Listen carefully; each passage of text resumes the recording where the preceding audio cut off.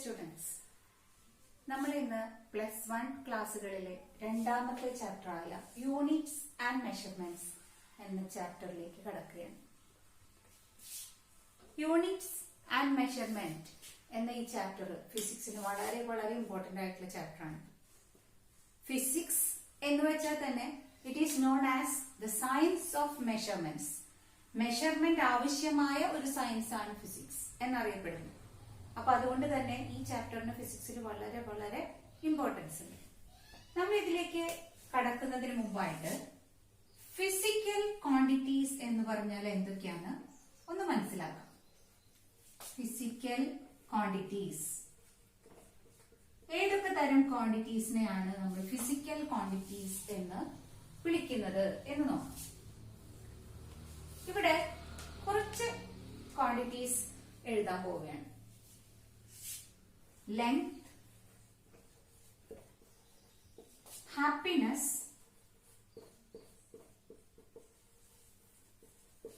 mass, time, speed, force, kindness. ഇത്രയും quantities ഇവിടെ എഴുതിയിട്ടുണ്ട്. ഇതില് ചില ക്വാണ്ടിറ്റീസ് നമുക്ക് അളക്കാൻ കഴിയാത്തതാണ്. ഹാപ്പിനെസ്, ഹാപ്പിനെസ് എന്ന് വെച്ചാൽ നമ്മുടെ സന്തോഷം. എത്ര സന്തോഷമായി അത് നമുക്ക് അളന്ന് പറയാൻ സാധിക്കില്ല. അപ്പോ happiness cannot be measured. Measure ചെയ്യാൻ സാധിക്കാത്ത ഒരു ക്വാണ്ടിറ്റിയാണ് ഹാപ്പിനെസ്. അപ്പൊ നമ്മൾ ഈ ഫിസിക്കൽ ക്വാണ്ടിറ്റീസ് എന്നതിൽ ഇത് ഉൾപ്പെടുത്താൻ സാധിക്കൂ? ഇല്ല. അപ്പൊ ഇത് നമുക്ക് ഇതിൽ നിന്ന് ഒഴിവാക്കാം. അതുപോലെ അടുത്ത് വരുന്ന ഒരു ക്വാണ്ടിറ്റിയാണ് കൈൻഡ്നെസ്, ദയ. നമ്മൾ എത്രത്തോളം ദയ മറ്റുള്ളവരോട് കാണിക്കുന്നു എന്നുള്ളത് എത്രയുണ്ട് എന്ന് അളക്കാൻ സാധിക്കുമോ ഏതെങ്കിലും ഒരു ഉപകരണം വെച്ചിട്ട്? സാധിക്കില്ല. അതുകൊണ്ട് കൈൻഡ്നെസ്, ഇതുപോലെയുള്ള ക്വാണ്ടിറ്റീസിനെ ഒന്നും തന്നെ നമുക്ക് ഫിസിക്കൽ ക്വാണ്ടിറ്റി ആയിട്ട് പറയാൻ സാധിക്കില്ല. ഇനി ബാക്കി ക്വാണ്ടിറ്റീസ് ഒന്ന് നോക്കൂ. ലെങ്ത്, ഇപ്പോ ഒരു വസ്തുവിന്റെ നീളം, ഇതിന്റെ നീളം നമുക്ക് അളന്ന് കാണിക്കാൻ സാധിക്കും അല്ലെ? ഇതിന്റെ മാസ് എന്ന് പറയുന്നത് എന്താണ്? നമുക്ക് ഒരു വസ്തുവിന്റെ മാസ് എന്ന് പറഞ്ഞാൽ 1/2 കിലോഗ്രാം, 1 കിലോഗ്രാം അല്ലെങ്കിൽ 1 ടൺ എന്നിങ്ങനെ അളന്ന് പറയാനായിട്ട് സാധിക്കും. ടൈം, ഒരു 100 മീറ്റർ റേസ് നടക്കാണ്. അതിൽ ഫസ്റ്റ് വന്ന കുട്ടി 10 സെക്കൻഡ് കൊണ്ട് അത് പൂർത്തിയാക്കി എന്ന് പറഞ്ഞാൽ എന്താണ് അർത്ഥം? അതിനെടുത്ത സമയം കൃത്യമായി അളക്കാം. സ്പീഡ്, നമ്മളൊരു കാറിലോ അല്ലെങ്കിൽ ബസ്സിലോ സഞ്ചരിക്കുകയാണ്. അതിന് മുന്നിലായിട്ട് ഒരു സ്പീഡോമീറ്റർ കാണിച്ചിട്ടുണ്ടാവും. ആ സ്പീഡോമീറ്ററിൽ നിങ്ങൾക്ക് ഇങ്ങനെ കാണാം 30 km/h അല്ലെങ്കിൽ വേറെ ഏതെങ്കിലും വാല്യൂ. പക്ഷെ km/h ഒരു വാല്യൂ നമുക്ക് കാണാം. അപ്പൊ ഇവിടെ എന്താണ് കാണിക്കണേ? ആ സമയത്ത് അത് എത്ര സ്പീഡിലാണ് സഞ്ചരിക്കുന്നത് അല്ലെ? ഫോഴ്സ്, ഫോഴ്സ് എന്ന് പറഞ്ഞാൽ നമ്മൾ കൊടുക്കുന്ന ബലത്തിന്റെ അളവ്. ഒരു വസ്തുവിലേക്ക് എത്ര ബലം പ്രയോഗിക്കുന്നു അല്ലെങ്കിൽ ഒരു വസ്തു വലിച്ചുകൊണ്ട് പോവാൻ എത്ര ബലം ആവശ്യമാണ്, ഇതൊക്കെ നമുക്ക് കാൽക്കുലേറ്റ് ചെയ്യാവുന്ന അല്ലെങ്കിൽ കണ്ടെത്താവുന്ന ഫോഴ്സുകളാണ്. അതുകൊണ്ട് തന്നെ കണ്ടെത്താവുന്ന ക്വാണ്ടിറ്റീസ് ആണ്. അതുകൊണ്ട് ഇത്തരം ഫിസിക്കൽ ക്വാണ്ടിറ്റീസിനെ, example length, mass, time, speed, force etcetera, ധാരാളം ഫിസിക്കൽ ക്വാണ്ടിറ്റീസ് ഉണ്ട്. കുറച്ച് എക്സാമ്പിൾ എഴുതിയെന്ന് മാത്രം. അപ്പൊ ഇവിടെ നമ്മള് ഹാപ്പിനെസ് അഥവാ കൈൻഡ്നെസ് ഒഴിച്ച് ബാക്കിയെല്ലാം എന്താണ്? ഫിസിക്കൽ ക്വാണ്ടിറ്റീസ് എന്നാണ് അറിയപ്പെടുന്നത്. ഈ ഫിസിക്കൽ ക്വാണ്ടിറ്റീസിലെ മെഷർമെന്റിന് എന്താണ്? അപ്പൊ മെഷർ ചെയ്യാവുന്ന ക്വാണ്ടിറ്റി ആയതുകൊണ്ട് അതില് നമുക്ക് എന്താണ് മെഷർ ചെയ്യുന്നത് എന്ന് നോക്കാം. നമുക്കൊരു ഇപ്പൊ ഈ മാർക്കറിന് എത്രത്തോളം നീളമുണ്ട്. അപ്പൊ അതിൽ നമ്മളൊരു ഉപകരണം എടുത്തു, ഒരു സ്കെയിൽ. ആ സ്കെയിൽ വെച്ചുകൊണ്ട് നമുക്ക് ഈ മാർക്കറിന് എത്ര നീളമുണ്ട് എന്ന് കണ്ടെത്താനായിട്ട് സാധിക്കും. അപ്പൊ ഇവിടെ നീളം അളന്നപ്പോ നമുക്ക് കിട്ടുന്നത് 14 സെന്റിമീറ്റർ എന്നാണ്. നീളം, ലെങ്ത് എന്ന് പറയുന്ന ഫിസിക്കൽ ക്വാണ്ടിറ്റീനെ കണ്ടെത്തി. എന്തിന്റെ? ഈ മാർക്കറിന്റെ. That is 14 centimetre. 14 എന്ന് പറയുന്നത് എന്താണ്? ഒരു നമ്പർ ആണ് അല്ലെ? സെന്റിമീറ്റർ എന്ന് പറയുന്നത് അതിന്റെ യൂണിറ്റ് ആണ്. അപ്പൊ യൂണിറ്റ് എന്ന് ഇവിടെ ഈ സ്കെയിലിന്റെ ഈ ഭാഗം ഉപയോഗിച്ചതുകൊണ്ട് ഇത് സെന്റിമീറ്ററിലുള്ള ഒരു സ്കെയിലാണ്. അപ്പോ സെന്റിമീറ്റർ. ഈ സെന്റിമീറ്ററിൽ അപ്പൊ നമ്മൾ രണ്ട് ഭാഗങ്ങൾ കിട്ടി, 14 എന്ന് പറയുന്ന ഒരു ഭാഗവും അതുപോലെ സെന്റിമീറ്റർ എന്ന് പറയുന്ന ഒരു ഭാഗവും. ഈ 14 എന്ന് പറയുന്നതാണ് ഇതിന്റെ മാഗ്നിറ്റ്യൂഡ്. എന്താ മാഗ്നിറ്റ്യൂഡ് എന്ന് വെച്ചാല് എത്ര സെന്റിമീറ്ററുകളാണ് ഈ മാർക്കറിന്റെ നീളം എന്ന് ചോദിച്ചാൽ ആ എത്രക്കുള്ള ഉത്തരമാണ് ഈ ഒരു നമ്പർ 14. അതിനെ പറയുന്നതാണ് മാഗ്നിറ്റ്യൂഡ്. ഈ ഭാഗം ഇവിടെ നമ്മൾ ഉപയോഗിച്ച യൂണിറ്റ് എന്താണ്? സെന്റിമീറ്റർ. ഇതാണ് യൂണിറ്റ് എന്ന് പറയുന്നത്. എന്താണ് അപ്പൊ യൂണിറ്റ്? യൂണിറ്റ് എന്ന് വെച്ചാൽ എന്താണ്? Unit. What is meant by unit? It is a standard reference. നമ്മൾ മെഷർ ചെയ്യുമ്പോൾ ഉപയോഗിക്കുന്ന ഒരു സ്റ്റാൻഡേർഡ് റെഫറൻസ് ആണ് ഓരോ യൂണിറ്റുകളും. ഇവിടുത്തെ യൂണിറ്റ് സെന്റിമീറ്റർ ആണ്. അപ്പൊ നിങ്ങൾ നേരത്തെ പറഞ്ഞ പോലെ ഒരു 100 മീറ്റർ റേസില് നമ്മൾ കണ്ടെത്തുന്ന സമയം, ഒരു സ്റ്റോപ്പ് ക്ലോക്ക് ഒരു റേസ് സ്റ്റാർട്ട് ചെയ്യുന്ന സമയത്ത് സ്റ്റാർട്ട് ചെയ്യുകയും റേസ് എവിടെ ഫിനിഷിംഗ് പോയിന്റിൽ എത്തുന്ന ഉടനെ സ്റ്റോപ്പ് ചെയ്യുകയും ചെയ്തപ്പോ ആ ഫസ്റ്റ് നേടിയ കുട്ടിക്ക് കിട്ടിയ ടൈം എന്ന് പറയുന്നത് 10 സെക്കൻഡ്സ് ആണ് എടുത്തത്. അപ്പൊ ഇവിടെ നമ്മുടെ മാഗ്നിറ്റ്യൂഡ് ഏതാണ്? The magnitude is 10. ഈ 10നെയാണ് എന്ത് പറയുന്നത്? മാഗ്നിറ്റ്യൂഡ്. ഇവിടെ യൂണിറ്റ് എന്താണ്? സെക്കൻഡ് ആണ് ഇവിടുത്തെ യൂണിറ്റ്. അപ്പൊ ഒരു മാഗ്നിറ്റ്യൂഡും ഒരു യൂണിറ്റും വേണം ഏതൊരു ഫിസിക്കൽ ക്വാണ്ടിറ്റിയുടെ അളവിനെയും നമുക്ക് സ്പെസിഫൈ ചെയ്യാൻ. ഇവിടെ ലെങ്ത് ആയപ്പോ അതിനനുസരിച്ച് ഒരു യൂണിറ്റ് എടുത്തു, ടൈം ആയപ്പോ അതിനനുസരിച്ച് ഒരു യൂണിറ്റ് എടുത്തു, അല്ലെ? പിന്നെ നിങ്ങളൊരു കടയിൽ പോവുകയാണ്. കടയിൽ പോയിട്ട് എനിക്ക് കുറച്ച് പഞ്ചസാര വേണമെന്നല്ലല്ലോ പറയാം, അതിനൊരളവ് പറയും, അല്ലെ? അപ്പൊ അതിന്റെ മാസ്, ഇപ്പൊ പഞ്ചസാരയുടെ മാസ് എന്ന് പറഞ്ഞ് നമ്മൾ പറയുന്നുണ്ടാവുക ചിലപ്പോ എന്താണ്? 1/2 കിലോ. 1/2 കിലോ എന്ന് സൂചിപ്പിക്കുന്നത് 1/2 കിലോഗ്രാം എന്നാണ്. 1/2 kg. 1/2 kg പഞ്ചസാര എന്ന് പറഞ്ഞാൽ നമുക്ക് അതിനെ എന്തെഴുതാം? 0.5 kg. ഇവിടെ മാഗ്നിറ്റ്യൂഡ് എന്താണ്? 0.5 കിലോഗ്രാം ആണ് ഇവിടുത്തെ യൂണിറ്റ്.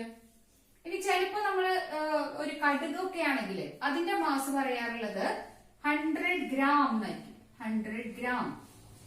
കുറച്ചളവ് വേണ്ടുമെങ്കിൽ. അപ്പൊ ഇവിടെ ഏതാണ്? 100 ആണ് മാഗ്നിറ്റ്യൂഡ്, ഗ്രാം ആണ് യൂണിറ്റ്. അപ്പൊ പലതരം യൂണിറ്റുകൾ നമ്മൾ ഒരേ വസ്തുവിന് തന്നെ ഉപയോഗിക്കുന്നുണ്ട്. ഇവിടെ മാസിന് തന്നെ ചില സമയങ്ങളിൽ കിലോഗ്രാം, ചില സമയങ്ങളിൽ ഗ്രാം. ഇനി ഒരുപാട് 10 ചാക്ക് നമ്മൾ വെയിറ്റ് നോക്കുകയാണെങ്കിൽ അപ്പൊ അതിന് ചിലപ്പോ എന്താണ്? ടണ്ണിലായിരിക്കും അതിന്റെ യൂണിറ്റ് പറയാം. അപ്പൊ എന്ത് തന്നെ ആയാലും ഓരോ ഫിസിക്കൽ ക്വാണ്ടിറ്റിയും മെഷറബിൾ ആണ്. ആ മെഷർമെന്റ് കാണിക്കാൻ നമുക്കൊരു മാഗ്നിറ്റ്യൂഡും വേണം, ഒരു യൂണിറ്റും വേണം. അപ്പൊ നമുക്ക് ഇവിടെ ഇനി പഠിക്കാൻ പോകുന്നത് എന്താണ് യൂണിറ്റ്സ്. യൂണിറ്റിന്റെ ഡെഫിനിഷൻ ഇവിടെ ഏറ്റവും ചെറിയ രീതിയിൽ എഴുതിയിട്ടുണ്ട്. എന്താണ്? It is a standard reference. ഈ സ്റ്റാൻഡേർഡ് റെഫറൻസില് എല്ലായിടത്തും ഒരുപോലെ ഉപയോഗിച്ചിട്ടാണ് നമുക്ക് ഒരേ യൂണിറ്റുകൾ ഉപയോഗിക്കുമ്പോഴാണ് എല്ലാവർക്കും ഒരേ ഉത്തരം കിട്ടുക, നമുക്ക് കാൽക്കുലേഷൻസ് വരുമ്പോഴൊക്കെ. പക്ഷെ പണ്ട് കാലം മുതലേ പല പല യൂണിറ്റുകൾ നമ്മൾ ഉപയോഗിച്ചിട്ടുണ്ട്, അല്ലേ? ഇപ്പൊ നീളം അളക്കാനായിട്ട് ഫുട്ട്, അടി. നമ്മളിപ്പോഴും ഉയരം പറയുമ്പോ എന്താ പറയാ? 6 അടിയാ ഉയരം, അല്ലെ? 6 അടി എന്ന് പറയുന്നത് എന്താണ്? ലെങ്ത്തിന്റെ ഒരു യൂണിറ്റ് ആണ്. നമുക്ക് ലെങ്ത്തിന്റെ നമുക്ക് പരിചയമുള്ള കുറച്ച് യൂണിറ്റുകൾ എഴുതി നോക്കാം. ലെങ്ത്. ഇപ്പൊ അടി എന്ന് പറയുന്നതിന് നമ്മൾ എന്താ പറയാ? ഫുട്ട്. ഫുട്ട് എന്നാണ് അടി എന്നുള്ളതിന് ഇംഗ്ലീഷിൽ പറയാം. ദെൻ പിന്നെ നമ്മൾ ഉപയോഗിക്കുന്നത് ഇപ്പോ ടീച്ചർ ഉപയോഗിച്ച ഇതെന്താണ്? സെന്റിമീറ്റർ. ഇനി ഒരു അരിമണിയുടെ നീളം അതൊക്കെ സെന്റിമീറ്ററിൽ പറഞ്ഞാൽ ശരിയാവും. അപ്പൊ നമ്മൾ അതിലും ചെറിയൊരു യൂണിറ്റ് എടുത്തു, മില്ലിമീറ്റർ. ഇനി നമ്മളൊരു ഷർട്ടിന്റെ തുണിയുടെ നീളമാണ് പറയുന്നെങ്കിലോ മീറ്ററിലാണ് പറയുക. എത്ര മീറ്റർ ആണ് തുണി വേണ്ടത്? അപ്പൊ മീറ്റർ. അപ്പൊ നമ്മുടെ വീട് മുതൽ സ്കൂൾ വരെ എത്ര ഡിസ്റ്റൻസ് ഉണ്ട് എന്ന് ചോദിച്ചാൽ മീറ്ററിൽ പറയാൻ പറ്റൂ. അപ്പൊ നമ്മൾ പറയുന്നത് കിലോമീറ്റേഴ്സിലാണ്. കിലോമീറ്റർ. ഇനിയും ഒരുപാട് യൂണിറ്റുകൾ ഉണ്ട് ലെങ്ത്തിന്, അല്ലെ? അതുപോലെ നമ്മൾ മാസിനാണെങ്കിൽ മാസ് എന്നത് കണ്ടുപിടിക്കാനായിട്ട് ഉപയോഗിക്കുന്ന ചില യൂണിറ്റുകൾ എന്ന് പറഞ്ഞേ. അപ്പൊ ഇപ്പോ ഉപയോഗിച്ച യൂണിറ്റുകളിൽ ഒന്നാണ് എന്ത്?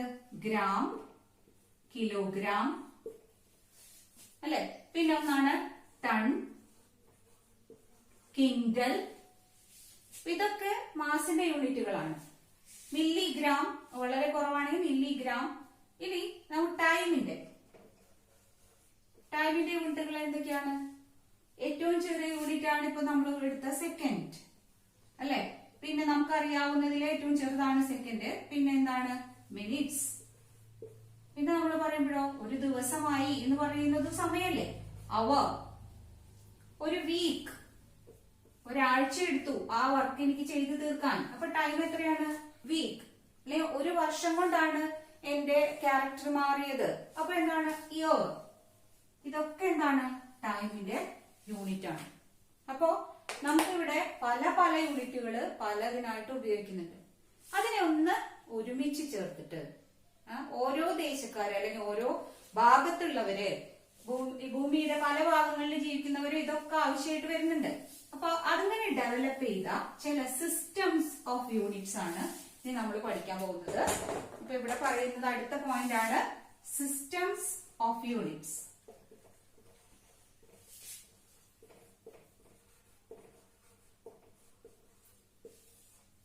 ആദ്യമായിട്ട് ഡെവലപ്പ് ചെയ്ത സിസ്റ്റം എന്ന് പറയുന്നത് ഇംഗ്ലീഷ് സിസ്റ്റം എന്നാണ് അറിയപ്പെടുന്നത്. അതില് ഒന്നാമത്തെ സിസ്റ്റത്തിന് ഇംഗ്ലീഷ് സിസ്റ്റം അല്ലെങ്കിൽ FPS സിസ്റ്റം എന്നാണ് അറിയപ്പെടുക. FPS system. നമുക്ക് ഈ സിസ്റ്റങ്ങളെല്ലാം നമ്മൾ ഫണ്ടമെന്റൽ ക്വാണ്ടിറ്റീസ് ആയിട്ടുള്ള ലെങ്തിന്റെയും മാസിന്റെയും യൂണിറ്റുകളാണ് ഈ സിസ്റ്റത്തില് ഉൾപ്പെടുത്തിയിട്ടുള്ളത്. 3 ഫിസിക്കൽ ക്വാണ്ടിറ്റീസ് ആണ് അവിടെ പറയുന്നത്. ലെങ്ത്,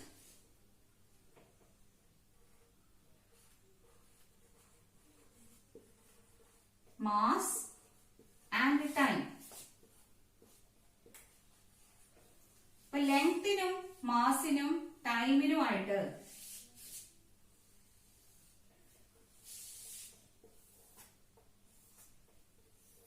ഓരോ സിസ്റ്റത്തിലും, ഇപ്പൊ ആദ്യത്തെ സിസ്റ്റമാണ് നമ്മൾ പറഞ്ഞ FPS സിസ്റ്റം.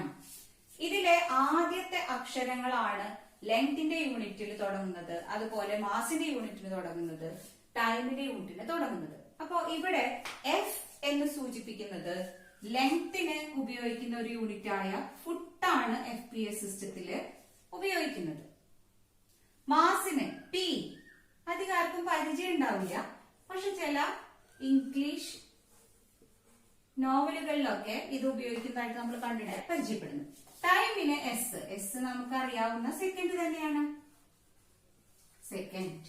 ഈ ആദ്യത്തെ അക്ഷരങ്ങളല്ലേ നമ്മളിവിടെ കാണുന്നത്? Foot, pound, second. അതാണ് FPS സിസ്റ്റം. അപ്പൊ FPS സിസ്റ്റത്തിലെ ലെങ്ത്തിന്റെ യൂണിറ്റ് ഏതാന്ന് ആ പേരിന് തന്നെ മനസ്സിലാക്കാം. And the second system is CGS system.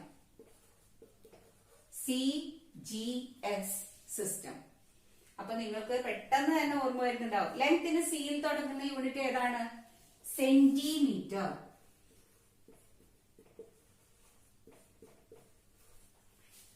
ജിയിൽ തുടങ്ങുന്ന മാസിന്റെ യൂണിറ്റ് ഏതാണ്? ഗ്രാം. എസിൽ തുടങ്ങുന്ന ടൈമിന്റെ യൂണിറ്റ് ഏതാണ്? സെക്കൻഡ്. CGS 3 ഫിസിക്കൽ ക്വാണ്ടിറ്റീസിന് ഉപയോഗിക്കുന്ന ആ യൂണിറ്റുകളുടെ പേര് വെച്ചിട്ടാണ് ഈ സിസ്റ്റം നമുക്ക് അറിയപ്പെടുന്നത്. And the third one, that is MKS system. MKS സിസ്റ്റത്തില് ഇവിടെ നമുക്കുള്ളത് മീറ്റർ, K എന്ന് പറയുന്നത് kilograms, then S is second. അപ്പൊ ഈ സിസ്റ്റത്തിന്റെ പേരുകൾ ഓർത്തിരിക്കാൻ വളരെ സുഖല്ലേ? ഈ സിസ്റ്റത്തിൽ ഏത് യൂണിറ്റ് ആണ് ഉപയോഗിക്കുന്നത് ഓർത്തിരിക്കാൻ ആ പേര് മാത്രം മതി. അപ്പൊ ഈ 3 ഫിസിക്കൽ ക്വാണ്ടിറ്റീസിന്റെയും ആദ്യമായിട്ട് ഡെവലപ്പ് ചെയ്ത 3 സിസ്റ്റംസ് ആണ് ഇത്. ഇനി ഒരു സിസ്റ്റം, ഇതില് ഓരോ സിസ്റ്റത്തിലുള്ള ഒരു കുറവ് എന്താണ്? ഇതിലാകെ കൂടി 3 ഫിസിക്കൽ ക്വാണ്ടിറ്റീസ് മാത്രമാണ് ഉള്ളത്. പക്ഷെ അത് മാത്രമാണ് ഉള്ളത്? There are different physical quantities. അതില് ബേസിക് ഫിസിക്കൽ ക്വാണ്ടിറ്റീസ് ഉണ്ട്, ഡിറൈവ്ഡ് ഫിസിക്കൽ ക്വാണ്ടിറ്റീസ് ഉണ്ട്. അപ്പൊ നമുക്ക് ഇതിൽ നിന്ന് പോരായ്മകൾ ഉൾക്കൊണ്ടുകൊണ്ട് പുതിയൊരു സിസ്റ്റം കൂടി ഇവിടെ ഡെവലപ്പ് ചെയ്തു, ഫോർത്ത് സിസ്റ്റം. അത് വളരെ ഇമ്പോർട്ടന്റ് ആയിട്ടുള്ള ഒരു മീറ്റിംഗിൽ, general conference of weights and measures പാരീസിൽ കണ്ടക്ട് ചെയ്തിട്ട് അവിടെയാണ് പുതിയൊരു സിസ്റ്റത്തിന് തുടക്കം കുറിച്ചത്. കാരണം ഇങ്ങനെ പലരും പല യൂണിറ്റുകൾ ഉപയോഗിച്ചാൽ ശരിയാവില്ല, കാൽക്കുലേഷൻ എല്ലാവരും ഒരേപോലെ യൂണിറ്റുകൾ ഉപയോഗിക്കണം എന്ന് തീരുമാനിച്ചു. അങ്ങനെ നമുക്കിതില് ഒരു സിസ്റ്റം കൂടി ഉണ്ട്. അതിൽ പക്ഷേ നമ്മുടെ 3 യൂണിറ്റ്സ് അല്ല എടുക്കുന്നത്, ഒരുപാട് കൂടുതൽ ഇനിയും പഠിക്കാനുണ്ട്. അതിനൊക്കെ വേണ്ടി നമുക്ക് എന്തൊക്കെ അറിയണം? പുതിയ പുതിയ ബ്രാഞ്ചസ് ഡെവലപ്പ് ചെയ്തോട് കൂടിയിട്ട് പുതിയ പുതിയ ബേസിക് ക്വാണ്ടിറ്റീസ് വന്നു, ലെങ്ത്തും മാസും ടൈമും അല്ലാതെ. അപ്പോ ഇപ്പൊ നമ്മൾ പഠിച്ച 3 സിസ്റ്റംസില് ആകെ length, mass, time 3 basic physical ക്വാണ്ടിറ്റീസേ ഉള്ളൂ. പക്ഷെ അത് കൂടാതെ പിന്നെയും ഒരുപാട് ഫിസിക്കൽ ക്വാണ്ടിറ്റീസ് ഉണ്ട്. അപ്പൊ അതൊക്കെ ഉൾപ്പെടുത്തിക്കൊണ്ട് ഫ്രാൻസിൽ നടന്ന general conference of weights and മെഷേഴ്സിൽ ഒരു തീരുമാനം ഉണ്ടായി. എല്ലാവരും കാൽക്കുലേഷൻ ഉപയോഗിക്കേണ്ടത് ഒരു സിസ്റ്റത്തിലെ യൂണിറ്റ് ആണ്. ആ സിസ്റ്റത്തിനെ ഒരു നാലാമത്തെ സിസ്റ്റം ആണെങ്കിലും അത് ഒരു എക്സ്റ്റെൻഡഡ് സിസ്റ്റം ആണ്. അവരെ നമ്മൾ പഠിച്ച MKSന്റെ ഒരു എക്സ്റ്റൻഷൻ ആണ്. അതില് 4ാമത്തെ സിസ്റ്റത്തിന്റെ പേരാണ് SI സിസ്റ്റം എന്ന് പറയേണ്ട കാര്യമില്ല. കാരണം എസ് തന്നെ എന്താണ്? System international.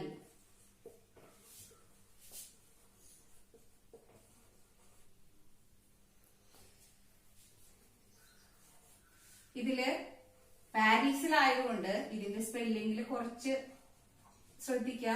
ഈ സിസ്റ്റം ഇന്റർനാഷണൽ യൂണിറ്റ്സ് എന്നാണിത്. ഇതിന്റെ full form system international. SI units എന്ന് പറഞ്ഞാൽ സിസ്റ്റം ഇന്റർനാഷണൽ യൂണിറ്റ്സ്. ഇതില് there are 7 basic physical quantities and their units. 7 basic or base, ഏറ്റവും അടിസ്ഥാനപരമായിട്ടുള്ള അല്ലെങ്കിൽ 7 base physical quantities and their units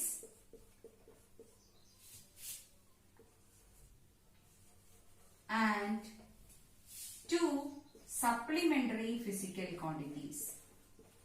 7 basic physical quantities 2 supplementary physical quantities ഉൾപ്പെട്ടതാണ് നമ്മുടെ SI എന്ന system. അപ്പോ ഇത് ഏതൊക്കെയാണ് എന്ന് നമുക്ക് ഒന്ന് ഡിസ്കസ് ചെയ്യാം.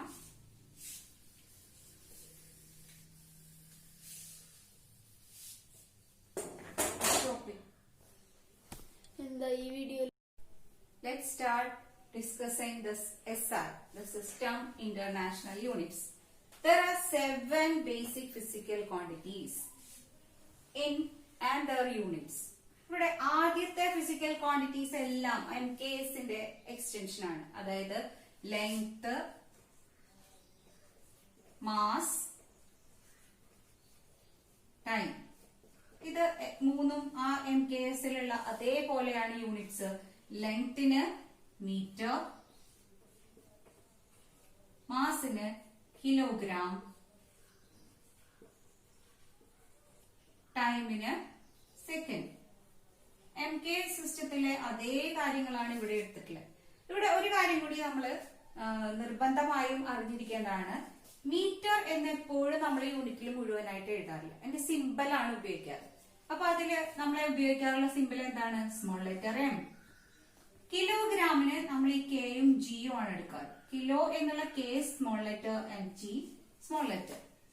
സെക്കൻഡിന് സ്മോൾ ലെറ്റർ S ചെറിയ അക്ഷരമാണ് ഉപയോഗിക്കുന്നത്.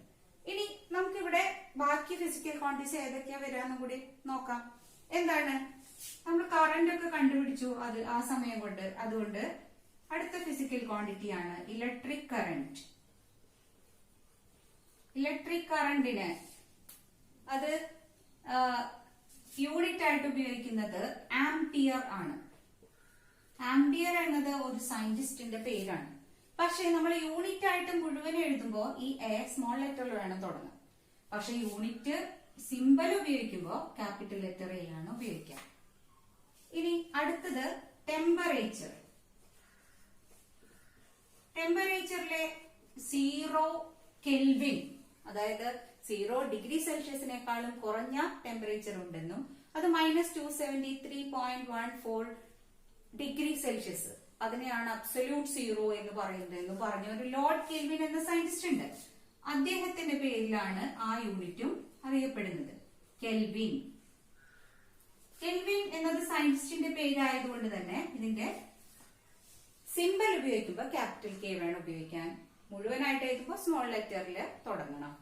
അടുത്തത് ലൂമിനസ് ഇന്റൻസിറ്റി.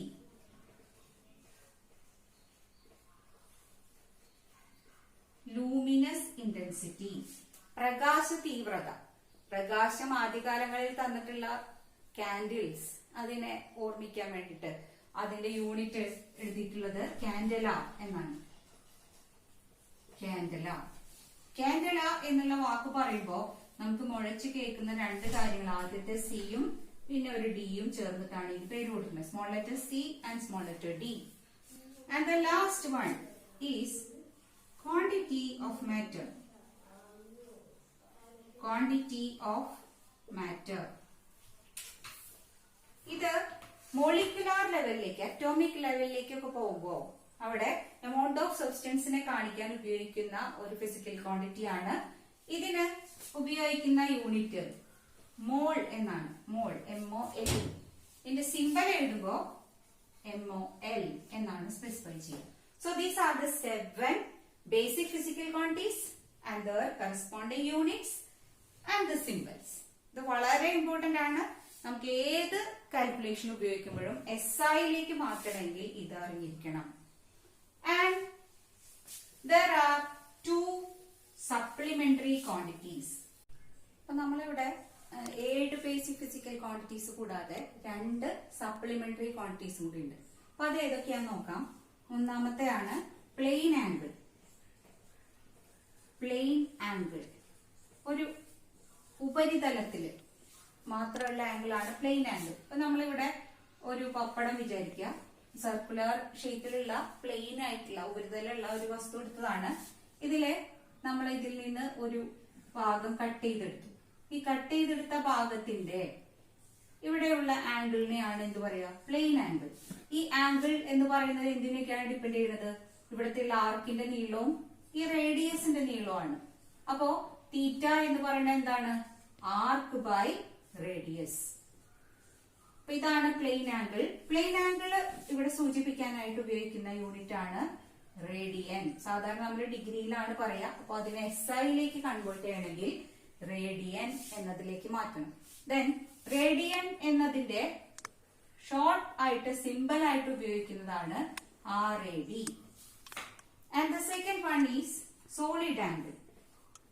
സോളിഡ് ആംഗിൾ ഇപ്പൊ സോളിഡ് ആയിട്ടുള്ള വസ്തുക്കളിലുള്ള ആംഗിൾ ആണ് പേര് പോലെ തന്നെ.